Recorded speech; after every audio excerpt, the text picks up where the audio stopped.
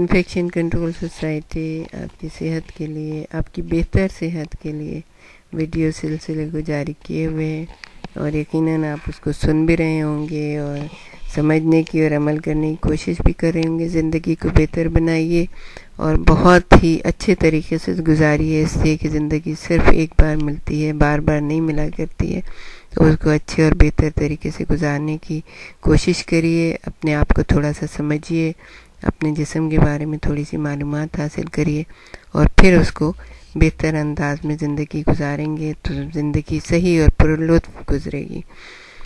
تو ہم موٹاپے یعنی اوبیسٹی اور ڈائٹ کے بارے میں تذکرہ کر رہے تھے، تو اب ہم آپ کو بتائیں گے کہ میٹابولک سنڈروم یعنی میٹابولک سنڈروم جو ہے وہ کیا ہے اور اس کے مسائل کیا ہوتے ہیں۔ یہ انسانی جسم میں میٹابولزم کے پیچیدہ بگاڑ کو جنم دینے والے عناصر کو میٹابولک سنڈروم کا نام دیا جاتا ہے۔ میٹابولک سنڈروم کی کیفیت جو ہے وہ اس مختلف افراد میں مختلف ہوتی ہیں اور عام ہوتی ہیں۔ جو موٹاپے کا شکار ہوتے ہیں ان میں جو ہے نا یہ میٹابولک سنڈروم ہوتا ہے۔ جو بلند فشار خون یعنی کینسر کا شکار جو بلند فشار خون میں مبتلا ہوتے ہیں یعنی ہائی بلڈ پریشر میں مبتلا ہوتے ہیں، اور جن کے خون میں شکر کی مقدار بلند ہو، کہ جیسے آپ کے خدا نخواستہ کسی کے جسم میں جو ہے وہ یہ تمام چیزیں موجود ہوں، اور جن کا کولیسٹرول لیول جو ہے وہ بگاڑ کا شکار ہو۔ یہ جو ہے 4 افراد ایسے ہوتے ہیں جن میں یہ چیزیں ہوں۔ اگر کوئی موٹا ہے تو اس میں بھی یہ سسٹم جو ہے نا خراب ہوگا اور بگاڑ ہو جائے گا۔ اگر کسی کو یہ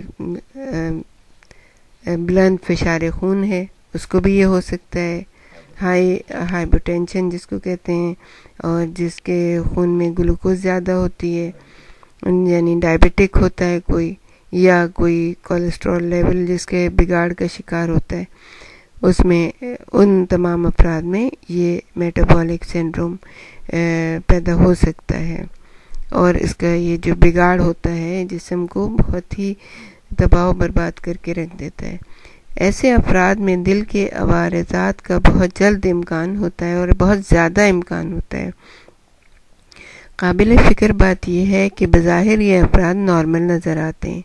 ان کے ٹیسٹ کروائے جائیں تو تقریباً تمام ٹیسٹ بارڈر لائن سے نیچے ہی ہوتے ہیں۔ ایسے مریضوں کو زیادہ تر معالجین بھی نظر انداز کر دیتے ہیں، حالانکہ یہی وہ لوگ ہیں جنہیں سب سے زیادہ احتیاطی تدابیر کی ضرورت ہوتی ہے۔ یہ حقیقت ہے کہ ان افراد میں کوئی بھی چیز خطرے کے نشان سے باہر نہیں ہوتی، ورنہ اہل خانہ یا ان کے معالج علاج کی ضرورت محسوس کریں۔ طبی ماہرین آج کل اس ذیلی گروپ کی شناخت کرنے کے لیے سر توڑ کوشش کر رہے ہیں۔ بظاہر نارمل نظر آنے والے یہ افراد ہمارے ارد گرد ہی روٹین کی زندگی گزار رہے ہیں، لیکن یہ خطرناک ترین بیماریوں کے شدید خطرات تلے دبے ہوئے ہوتے ہیں۔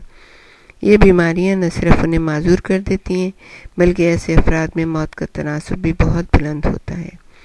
چنانچہ ضرورت اس امر کی ہے کہ ایسے افراد کو شناخت کیا جائے۔ اس میٹابولک مسئلے کے باعث غذائی اوقات عادات سب سے زیادہ متاثر ہوتی ہیں۔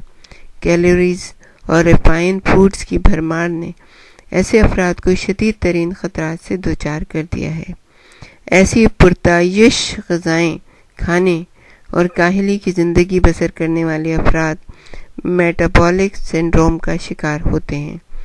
ترقی یافتہ ممالک میں میٹابولک سنڈروم میں شدید اضافہ ہو رہا ہے، جبکہ ترقی پذیر ممالک میں بھی یہ قابو سے باہر ہے، اور اس کی زیادہ تر وجہ جو ہے وہ یہی ہے کہ ہم بہت زیادہ چیزیں جو اس طرح کی کھاتے ہیں کہ جن میں بہت زیادہ آئل ہوتا ہے، یا بہت زیادہ ریڈ میٹ ہم لوگ استعمال کرتے ہیں، یا بہت زیادہ کولیسٹرول والی چیزیں، چکنی چیزیں ہم لوگ کھاتے ہیں، تو اس سے جو ہے یہ ترقی پذیر ممالک میں چونکہ یہ چیزیں بہت زیادہ استعمال ہوتی ہیں، اس لیے یہ امراض وہاں بھی بہت زیادہ ہو رہے ہیں۔ بچپن میں موٹاپا بلند فشار خون اور ابتدائی عمر کی ڈائبٹیز کے باعث افراد میں امراض دل میں شدت سے اضافہ ہو رہا ہے. یعنی اگر بچپن میں ہی بچے جو ہیں موٹے ہو جائیں گے اور تو ان کو امراض قلب بھی گھیر سکتا ہے اور ڈائبٹیز بھی ہو سکتی ہے. بلکہ آج کل دل کی بیماریاں ایسی عمر میں دیکھی جا رہی ہیں جس عمر میں اس بیماری کا تصور بھی نہیں کیا جا سکتا.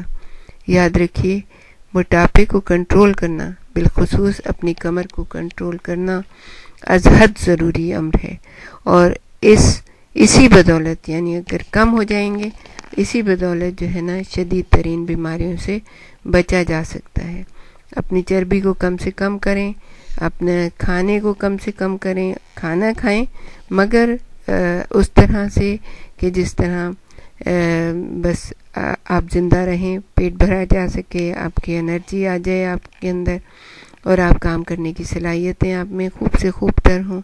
تو اس کے لیے ہم آگے آپ کو بتائیں گے کہ کس وقت کھانا کھانا چاہیے. اور ہم جو سمجھتے ہیں کہ بھوک ہمیں بے تحاشا لگ رہی ہے، تو یہ بھوک اور اشتہا دو مختلف چیزیں ہیں. اس کی تفصیل ہم اگلی ویڈیو میں بتائیں گے. اور اگر آپ نے یہ چیز سمجھ لی تو یقیناً جو ہے آپ اپنے جسم کو بہتر بنا سکیں گے، اور بہت ساری بیماریوں سے جو موٹاپے سے پیدا ہوتی ہیں اپنے آپ کو اس سے محفوظ رکھ سکیں گے.